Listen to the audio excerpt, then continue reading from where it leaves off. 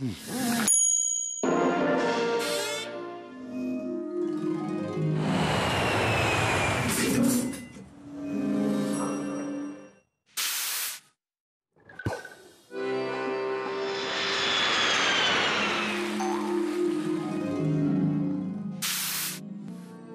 CFE, votre sécurité sociale jusqu'au bout du monde.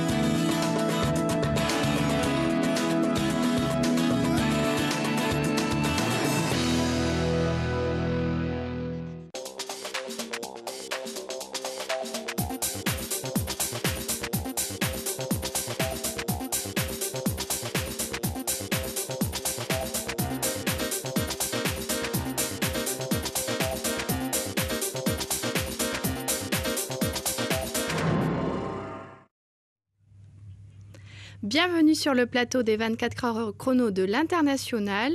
Pour cette fin de journée, nous partons à Rabat. Rabat, capitale du Maroc. Rabat est inscrite au patrimoine mondial de l'UNESCO depuis 2012 et se situe sur la côte atlantique. Pour en parler, je reçois Jean-Claude Bouver. Bonsoir. Bonsoir. Vous êtes président des conseillers du commerce extérieur de la section Maroc. Vous êtes également président de la société Delattre Le Vivier Maroc. J'accueille également Jean-Marie Grosbois. Bonsoir. Bonsoir. Vous êtes directeur général des brasseries du Maroc et vous êtes également président de la Chambre française de commerce et d'industrie du Maroc et conseiller du commerce extérieur. Alors, pour débuter cette émission, nous sommes en direct via Skype avec monsieur l'ambassadeur de France au Maroc, Charles Fries. Est-ce que vous m'entendez ? Bonsoir. Bonsoir. Est-ce que vous pouvez nous faire un état des lieux de la communauté française au Maroc ? Écoutez, c'est une communauté importante puisqu'on considère que la communauté française vivant au Maroc est la plus importante communauté française en dehors de la zone OCDE. On estime grosso modo qu'il y a entre 80 000 à 100 000 Français qui sont en permanence sur le sol marocain, et ceci en additionnant tous les Français qui se sont inscrits dans nos consulats. Nous avons 6 consulats généraux au Maroc, ceux qui ne se sont pas inscrits et les touristes qui sont nombreux et qui aiment profiter du soleil marocain. Donc une très forte communauté. Je crois une deuxième caractéristique qu'il faut noter, c'est que c'est une communauté en forte expansion, puisqu'il y a une hausse de 25% de cette communauté au cours des 5 dernières années. Et troisième caractéristique, c'est que nous avons une forte proportion de binationaux, puisqu'environ la moitié de cette communauté donc est composée de ressortissants qui ont la double nationalité française et marocaine. Très bien. Pouvez-vous me dire dans quel secteur économique se trouvent les Français installés à Rabat et au Maroc ? Alors, la communauté française qui travaille dans le domaine économique est avant tout dans les secteurs de l'industrie et du tertiaire. D'ailleurs, la moitié de la communauté française vivant au Maroc a entre 18 et 60 ans, donc c'est une communauté très active et engagée pour soutenir le développement du Maroc. Vous vous en souvenez peut-être, le président de la République, lorsqu'il était venu en visite officielle au Maroc l'an passé, avait dit que la France avait confiance dans le Maroc parce que nous savons le potentiel de développement économique de ce pays et les entreprises françaises sont massivement présentes au Maroc. Nous considérons qu'il y a environ 750 filiales d'entreprises françaises implantées dans le royaume. Ça représente 120 000 emplois. Nous avons presque tout le CAC 40 qui est présent au Maroc. Je rappelle aussi que la France est le premier investisseur étranger au Maroc. Nous représentons la moitié du total des investissements faits par des pays étrangers dans le royaume. Donc c'est vous dire que nous avons une place éminente En même temps, nous sommes vigilants parce que la concurrence est de plus en plus rude au Maroc. Nous avons une concurrence espagnole. Nous avons aussi une concurrence croissante d'autres pays comme les États-Unis, la Chine ou la Turquie. Et donc, bien sûr, les entreprises françaises sont là dans tous les secteurs pour développer ce pays, accompagner l'essor économique de ce pays, et aussi parce que c'est important pour les entreprises françaises de venir au Maroc, parce que c'est un élément de compétitivité. Le Maroc est une terre de croissance, mais c'est aussi un levier de compétitivité pour les entreprises françaises. Merci. Alors, pour vous donner un ou deux chiffres, nous avons sur Rabat environ 120 entreprises françaises qui sont pour l'essentiel, pour vous donner quelques exemples, le tramway de Rabat qui est composé de rames d'Alstom. Nous avons aussi la gestion des déchets qui est faite par une société française, la société Pisorno. Nous avons aussi Carrefour qui est bien représenté à Rabat. Voilà, donc en tout cas, ce qu'il faut retenir, c'est que la France est bien présente au Maroc, compte le rester, parce qu'il y a au Maroc un énorme potentiel de développement. Merci, monsieur l'ambassadeur. Vous restez en ligne. N'hésitez pas à intervenir durant notre émission. Alors, on va écouter tout de suite Patricia Kelnay-Mauvernet qui nous donne des conseils pour travailler avec les agents commerciaux. On peut constater en fait que, comme d'ailleurs c'est souvent le cas dans le cadre du droit commercial au Maroc, dans le cadre de la législation applicable aux agents commerciaux, le Maroc s'est grandement inspiré de ce qui existe en droit français. Donc en fait aujourd'hui, le droit qui s'applique aux agents commerciaux au Maroc s'applique grandement sur le texte de la directive européenne et d'une manière encore plus spécifique sur la transposition qui a été faite en droit français par celle-ci. Le texte transposant donc ces éléments a été effectué au Maroc il y a maintenant une dizaine d'années.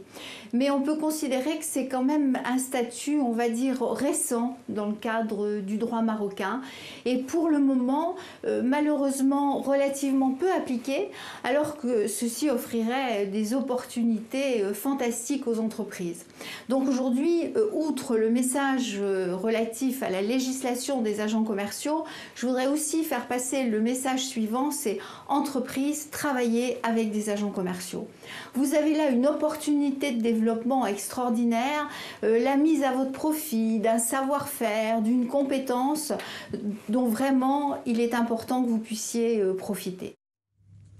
Alors Jean-Marie Grosbois, est-il nécessaire de travailler avec des agents commerciaux pour faire des affaires au Maroc ? Oui, alors tout va dépendre de la posture que vous allez prendre. Si vous venez vous installer au Maroc, vous n'avez peut-être pas besoin d'agents commerciaux. Si dans un premier temps, vous voulez développer votre tissu de vente ou de représentation, alors que votre affaire est située sur le territoire national français, vous avez effectivement besoin de représentants commerciaux. D'accord. Alors, pour faire des affaires, il faut aussi connaître des codes. Jean-Claude Bouver, y a-t-il de vraies différences culturelles entre Français et Marocains ? Sincèrement, non. Je pense qu'il faut distinguer d'abord dans les sociétés structurées aujourd'hui sont équipées exactement comme on peut l'être en Europe, c'est-à-dire que les discussions commerciales sont exactement se passent dans les mêmes conditions. Alors si vous avez effectivement accès à un marché beaucoup plus restreint de PME, vous pouvez là tomber sur des entrepreneurs qui ont beaucoup plus la culture orale que la culture écrite. Et là, je pense Pardon ? Ce qui implique quelques problèmes parfois. Ce qui peut impliquer des problèmes, parce qu'on vous dit, pour vous faire plaisir, effectivement, qu'il n'y a pas de problème, mais il faut l'interpréter comme il n'y a pas de problème aujourd'hui. Voilà. D'accord, très bien. Et comment se traduit le code du travail au quotidien dans l'entreprise ? Alors, le code du travail a été attendu pendant très longtemps par les entreprises. C'est vraiment un outil qui est très positif, dans le sens où il fixe des règles, vous contraint à certaines obligations du côté du patronat, mais également du côté de l'employé. Vous êtes obligé effectivement d'avoir des services médicaux, vous êtes obligé d'avoir des délégués du personnel, etc. Et donc, je crois que ce qu'il faut retirer de positif en plus, c'est vous n'êtes plus à la merci des jugements qui vous imposaient des indemnités absolument astronomiques. Là, aujourd'hui, tout ça est fixé, est régulé, et je crois que pour l'entreprise, c'est une bonne chose de ne pas avoir ce risque. Il faut peut-être ajouter que ce code du travail n'est pas très ancien. Hein. Il n'a pas 10 ans. Hein. Il n'a pas 10 ans, effectivement. Et il est en voie d'amélioration, puisqu'aujourd'hui encore, les partenaires sociaux sont en train de discuter sur le droit de grève et d'autres choses. Donc, il est dans des conditions utilisables en l'état, mais il nécessite des améliorations qui sont en cours de négociation maintenant. Alors, on va aborder un point très important à Rabat, c'est la fiscalité des entreprises. Et on va écouter Christine Léger, qui est conseillère du commerce extérieur et qui nous a envoyé une vidéo. On l'écoute. La fiscalité au Maroc est relativement élevée. Le Maroc n'est pas du tout un paradis fiscal. La fiscalité est élevée au niveau des revenus salariés, de l'impôt sur le revenu. Elle est également élevée au niveau des entreprises, puisqu'elle atteint presque 30%. Il faut aussi prendre en compte ces éléments-là dans le développement de son business. Au niveau de la qualité des emplois et des ressources humaines, le Maroc dispose d'un bon potentiel de ressources humaines qu'il faut toutefois compléter dans la formation sur un certain nombre d'aspects tels que rendre les gens autonomes. Il manque souvent d'autonomie, mais on trouve un potentiel humain, et notamment au niveau des jeunes. Il y a de nombreux jeunes diplômés avec des formations Bac plus 4, Bac plus 5 qui sont disponibles et qui ont envie de travailler, qui ont envie de développer l'entreprise. Jean-Claude Bouver, donc Christine Léger le disait, la fiscalité des entreprises est élevée. Moi, je suis conscient qu'effectivement 30%, c'est un chiffre conséquent, mais ce n'est pas beaucoup plus élevé que d'autres régions du monde. Hein. À l'inverse, la fiscalité sur le revenu sur salaire, les revenus sur salaire, est importante, puisqu'on on peut le citer, dès les 80 000 dirhams par mois, ce qui fait environ 80 000 dirhams par an, pardon, ce qui fait environ 7 000 euros. Vous êtes dans la tranche des 34%. C'est quand même très important. Et vous passez, dès que vous avez 15 000 dirhams par mois, à 38%. Ce qui implique que si vous avez besoin de 1 ou 2 expatriés, bien évidemment, ils vont raisonner en net et vont exiger un brut beaucoup plus élevé. D'accord. Donc cette fiscalité-là est importante. Donc il faut mentionner que le Maroc n'est pas un paradis fiscal. Ah oui, tout à fait. Oui, tout à fait. Il faudrait peut-être ajouter, si vous le permettez, de ne pas oublier le rapport entre le SMIC français et le SMIC marocain, hein, entre guillemets, c'est quand même un rapport de 1 à 5, et le prélèvement à la source des impôts sur le revenu. Hein.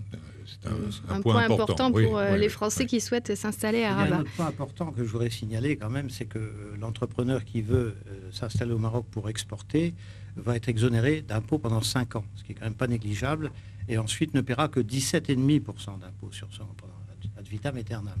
Et donc très incitatif pour une PME ou une société française qui voudrait s'implanter au Maroc. D'accord. Alors, Christine Léger mentionnait un autre point, c'est la formation de la main-d'œuvre. Qu'en est-il ? La formation est effectivement un problème pour beaucoup d'entreprises. Si vous prenez l'exemple de Renault Maroc qui s'est installé à Tanger il n'y a pas très longtemps, eh bien, ils ont été amenés à créer des structures de formation extrêmement importantes. Hein. Et je pense que là, le Marocain est intelligent, facile à former et courageux, donc il n'y a pas trop de problèmes pour atteindre les objectifs. Elle parlait d'un manque d'autonomie. Alors moi j'y mettrais un bémol parce que le manque d'autonomie est dû, à mon point de vue, essentiellement sur le fait que le Marocain a un profond respect de la hiérarchie. Alors si la hiérarchie ne lui donne pas clairement des objectifs à atteindre et des limites, eh bien, il a tendance à, sans arrêt, être à la demande d'informations et de consignes de la part de sa hiérarchie. Mais je pense qu'on peut très bien confier à des employés ou des collaborateurs marocains des tâches très importantes et d'une certaine valeur ajoutée. On disait tout à l'heure, au début de l'émission, qu'il faut laisser les Marocains s'épanouir. Exactement, s'épanouir. Ils le seront très facilement. Hein. Le problème, c'est que la hiérarchie doit leur donner cette possibilité de s'épanouir. D'accord. Et qu'en est-il du coût de la main-d'œuvre?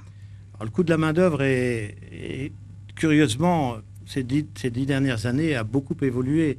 Aujourd'hui, un cadre supérieur peut avoir un salaire qui est aussi entre 50 000 dirhams et 100 000 dirhams par mois, ce qui est quand même très important et pas très éloigné de ce qui se passe, de ce qui est attribué en Europe. Après, vous avez des cadres intermédiaires, ou des ingénieurs, un ingénieur diplômé qui a, je dirais, on va dire 5 ans d'expérience et touche de l'ordre de 25 à 30 000 dirhams par mois. Hein, et sachant que le dirham est égal à, enfin l'euro est égal à 11 dirhams, hein, en gros. Hein, voilà. Et puis, il est clair que dans la main-d'œuvre intermédiaire, c'est-à-dire on va dire les cadres intermédiaires, là, vous oscillez entre 50 000 et 100 000 dirhams par an, ce qui est, je le disais tout à l'heure, un problème dû à la fiscalité, puisque le net va être amputé d'une somme conséquente. C'est une chose à prendre en compte. Très bien. Merci Jean-Claude Bouver. On fait une pause et on se retrouve après pour parler des secteurs porteurs.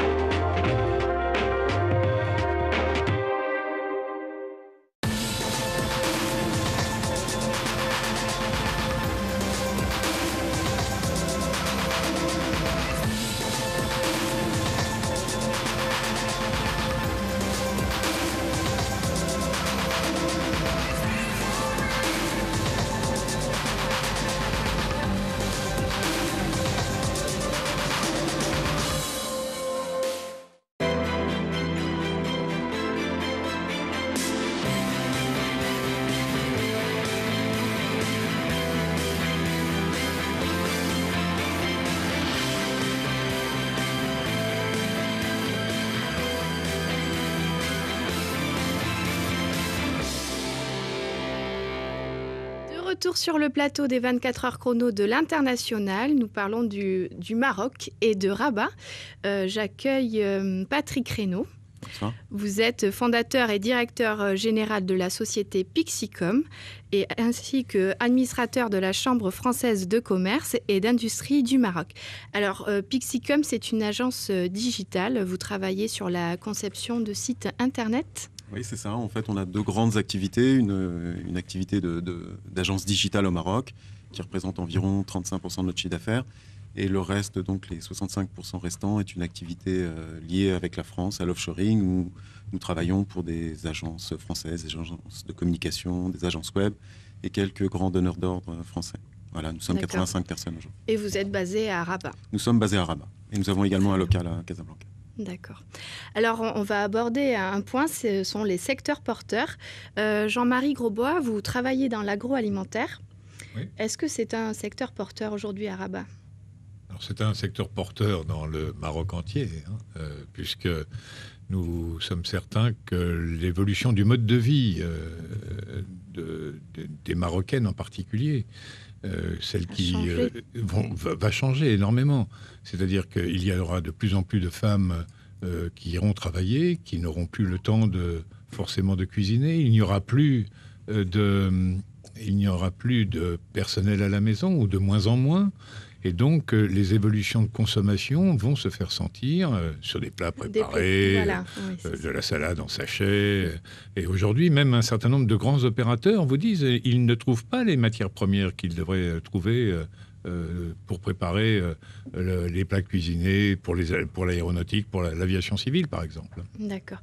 Est-ce qu'il y a d'autres niches à exploiter si on a un entrepreneur français et qu'on souhaite s'installer à Rabat ? D'abord, il y a trois grands secteurs qui existent aujourd'hui. C'est l'aéronautique, vous le connaissez, le secteur automobile, l'agroalimentaire. Et bien évidemment, il y a de la place encore pour un certain nombre d'entrepreneurs qui voudraient s'installer au Maroc. D'accord, très bien. Patrick Reynaud, est-ce que c'est difficile de s'implanter à Rabat? Est-ce qu'il y a des pièges à éviter? Honnêtement, non, il n'y a pas de grands pièges à éviter. Peut-être d'éviter d'arriver en territoire conquis. Certains Français peuvent arriver en disant je vais casser la baraque. Bon, il faut être un peu plus modeste. Il faut étudier le marché. Il faut un peu plus étudier le marché. Mais je pense que c'est un peu partout pareil.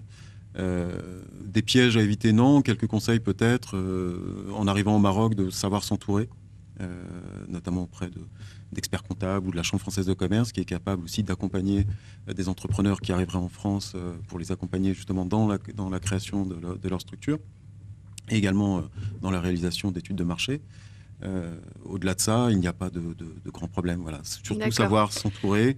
Et je pourrais donner un dernier conseil. Il m'est arrivé de répondre à des entrepreneurs français qui sont entrés en contact avec moi via des réseaux sociaux tels que LinkedIn ou Viadeo, et qui m'ont simplement demandé, voilà, je compte venir m'installer au Maroc, est-ce que vous pouvez me recevoir, est-ce que je peux venir vous poser des questions? C'est aussi un moyen de rencontrer des entrepreneurs implantés au Maroc et de créer une dynamique. Et quand on est entrepreneur, est-ce que c'est parfois difficile de faire valoir ses droits? Vous voulez dire avec la justice, par exemple? Par exemple. Alors, vaut mieux... moi, aujourd'hui, je n'ai pas eu ce type de problème à rencontrer. Par contre, ce que je peux en savoir, c'est qu'il vaut mieux éviter de rentrer dans un processus avec la justice. Ça peut être très long, coûteux. Il faut être accompagné d'un bon avocat. De plus, c'est en langue arabe. Donc, si vous ne maîtrisez pas l'arabe, vous avez du mal à comprendre ce qui se passe pendant les séances. Donc, il vaut mieux éviter et utiliser d'autres méthodes. Par exemple, la Chambre française de commerce. Avant d'aller en justice, il y a d'autres étapes à considérer. En particulier, par exemple, à la Chambre française de commerce, nous venons d'ouvrir un secteur de médiation.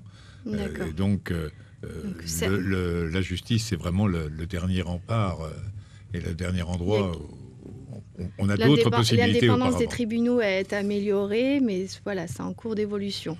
Ça évolue. Et le Maroc évolue. Depuis, moi, ça fait 13 ans que je suis au Maroc. Beaucoup de secteurs sont vraiment en train de s'améliorer et deviennent au niveau des grands pays européens. Il y a encore un peu de travail, mais globalement, on y arrive. Très bien. Merci Jean-Marie Grosbois. On fait une pause et on se retrouve après pour parler de la vie quotidienne à Rabat.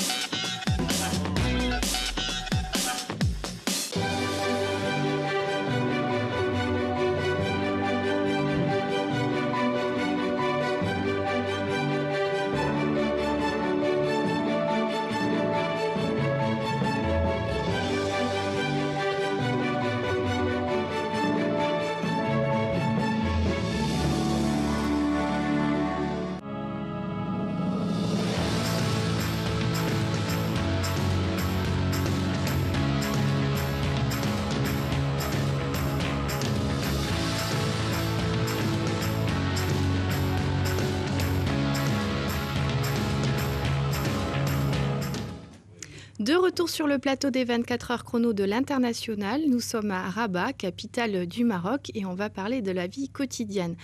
Alors, j'ai le plaisir d'accueillir Marc Lafay. Bonjour. Vous avez vécu au Maroc en 2010, c'est ça? De 2010 à 2013, c'est ça. Vous étiez directeur chez Nokia, en charge de Maroc Télécom. Effectivement, nous étions amenés à vendre des équipements d'infrastructure de télécommunications pour le réseau mobile de Maroc Télécom. D'accord. Et vous étiez installé à Rabat? Absolument. Très bien. Alors, on va tout de suite écouter Émilie Dussert qui nous a envoyé une vidéo depuis Rabat et qui nous parle de la qualité de vie de la vie dans cette ville. Bonjour Paris, je viens vous parler de la qualité de vie dans la ville de Rabat. Rabat est la capitale du Maroc, la capitale administrative, mais pas la capitale économique. Donc ça en fait une ville à taille humaine. Elle est située le long de l'océan Atlantique, donc c'est une ville qui respire. Il y a des parcs, c'est une ville qui est relativement propre, la circulation est modérée. C'est également une ville impériale, donc on trouve une belle architecture ancienne, une belle médina, mais également des quartiers modernes. C'est une ville où on trouve tous les produits de consommation courants, y compris les produits alcoolisés ou les produits à base de porc, malgré le fait qu'on soit dans un pays musulman. Rabat présente aussi une population expatriée qui est très active. Il y a beaucoup de familles qui sont présentes et qui s'organisent pour se transmettre les bons plans de la ville, pour les aspects pratiques, etc. On peut notamment citer l'association Rabat Accueil, qui aide beaucoup à l'intégration des nouveaux venus. Alors Marc, Rabat est mieux classé que Casablanca au point de vue pollution. Est-ce que c'est un problème en revanche dans la ville ou est-ce que c'est... Non, la vie à Rabat se passe vraiment, je dirais, formidablement bien de ce côté-là. Il n'y a aucun problème de pollution. On est au bord de la mer. Il n'y a pas de souci de pollution. D'accord, ça ne vous gêne pas au quotidien Vous, Patrick Reynaud, en revanche... Non, pas de souci de pollution. Il y a quand même un parc automobile quelquefois qui est un peu vieillissant, et qui, notamment les taxis, qui ont tendance un peu à polluer la ville. Mais c'est vrai que par rapport à Casablanca, par exemple, c'est quand même beaucoup moins. D'accord. Alors Marc, si je vous dis Rabat, une ville aride sans espace vert. Alors là, vous aurez tout faux. Et effectivement, Rabat, c'est au contraire une ville qui est très belle. En fait, ça surprend beaucoup de personnes qui viennent rendre visite et qui ont l'image du Maroc d'un pays désertique pour certains. C'est au contraire, il y a beaucoup de pour ce qui est de Rabat, une ville qui est très verte, beaucoup de verdure, des arbres plantés partout. Il y a un très grand parc où beaucoup de gens vont courir, que ce soit des expatriés, mais aussi beaucoup de Marocains. Donc non, c'est au contraire... C'est une ville propre également. Une ville très propre, effectivement. C'est la ville impériale, comme on l'a dit, qui est donc très bien entretenue. Peut-être même une exception au Maroc, mais en tout cas, on y trouve une très belle qualité de vie. Une ville familiale. On peut venir en famille, on s'y sent bien. Mais les célibataires aussi peuvent venir. Et c'est une ville qui change. C'est une ville qui a maintenant un réel dynamisme depuis quelques années avec des grands projets de développement. Alors, il y a un point noir, c'est point de vue culturel. Il n'y a pas de cinéma, je crois.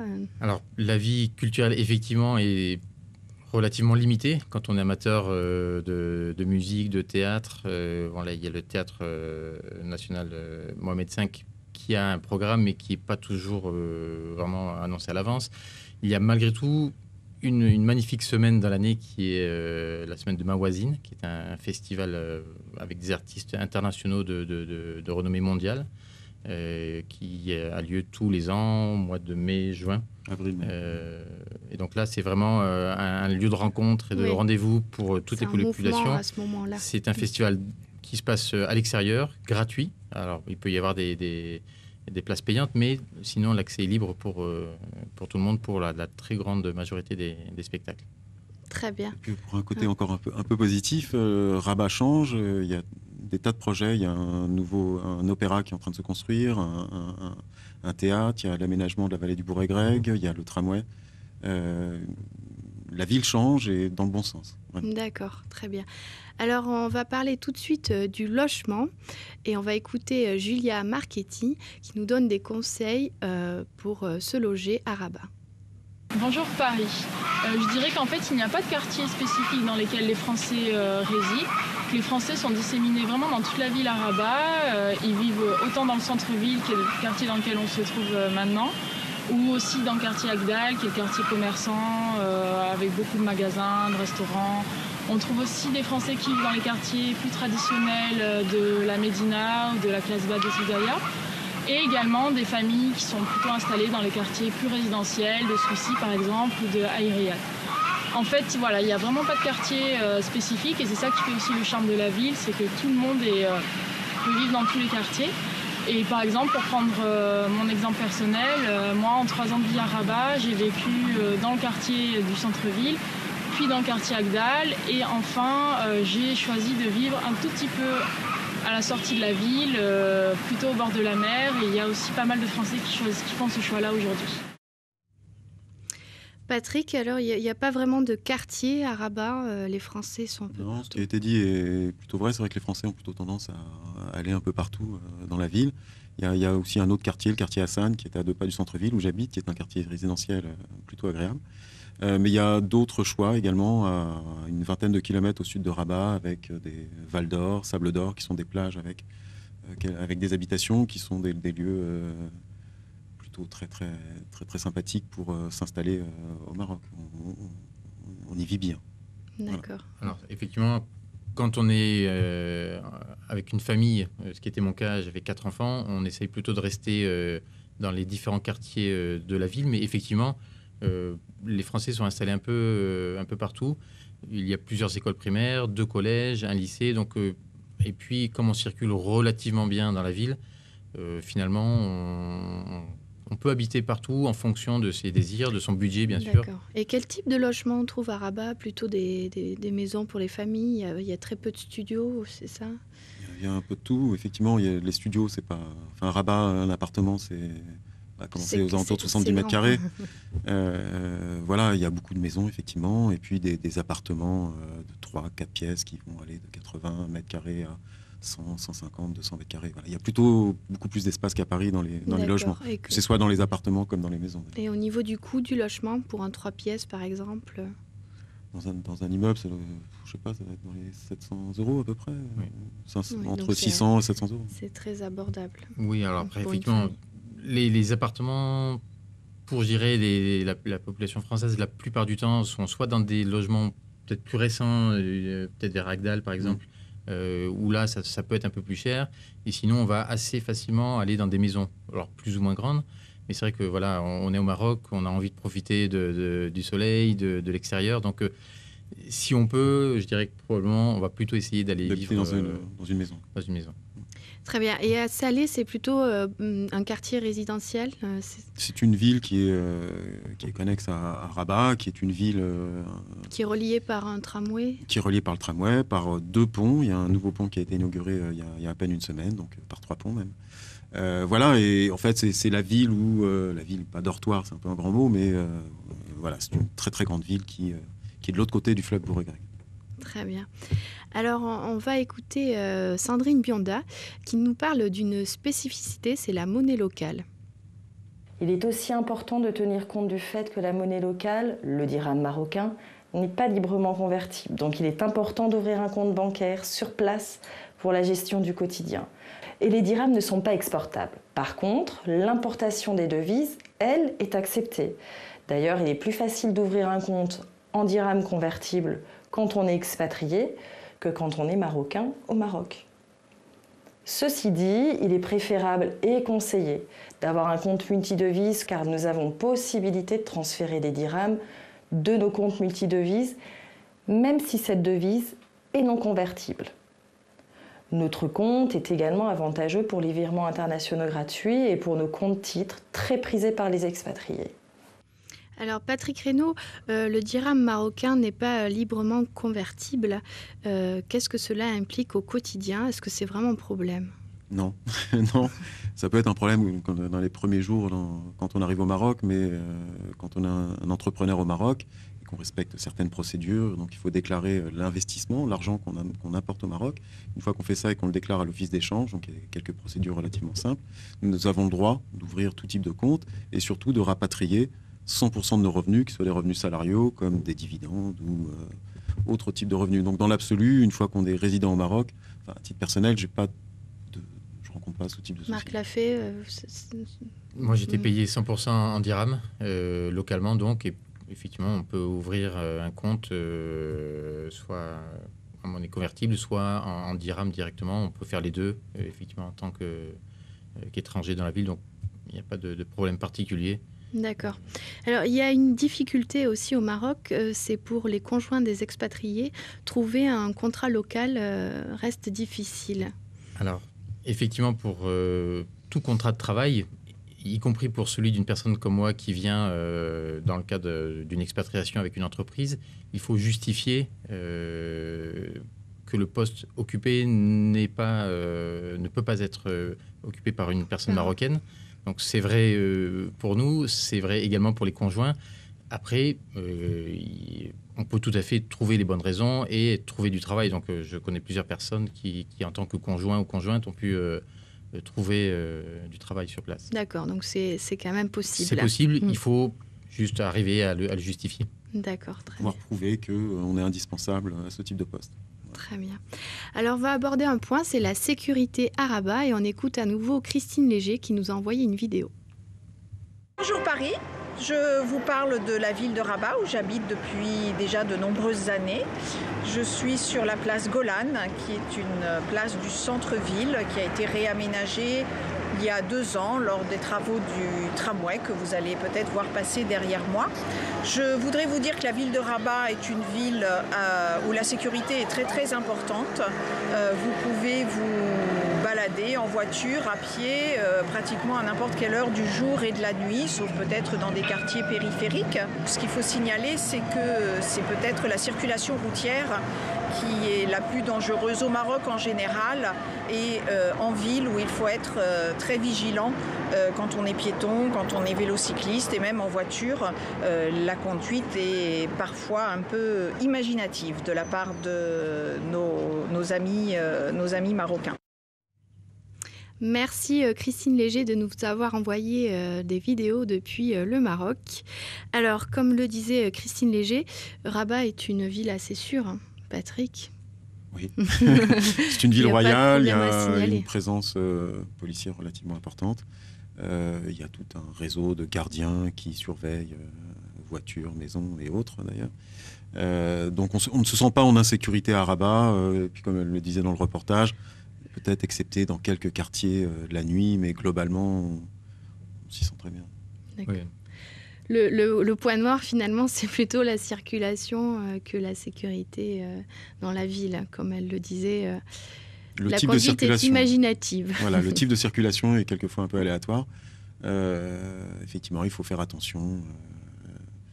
Il faut être très très prudent. Les trottoirs sont souvent soit encombrés, soit en travaux, et donc du coup les gens marchent dans la rue ou circulent en vélo dans la rue sans éclairage la nuit. Donc c'est vrai qu'on apprend à être vigilant aussi bien dans les villes que sur les autoroutes ou les routes nationales, où là on peut retrouver des ânes, on peut retrouver des gens qui traversent les autoroutes à pied, en courant. Donc voilà, il faut être vigilant avec la conduite. Mais sinon, sur la partie sécurité, effectivement, on vit très bien à Rabat et sans aucun problème de ce côté-là. C'est une grande ville. Il peut arriver des choses, mais pas plus, voire plutôt moins qu'ailleurs. D'accord. Donc, en conclusion, Rabat a plutôt une ville moderne où il fait bon vivre. Hein. Tout à fait. C'est une très très belle ville que j'encourage. Enfin, j'encourage vraiment les gens à venir, soit en tourisme, soit pour y investir. Très bien. Alors, l'émission se termine. Merci Marc Lafay, merci Patrick Reynaud, merci d'être venu sur le plateau pour parler de Rabat. On fait une pause et on se retrouve après pour parler de Los Angeles.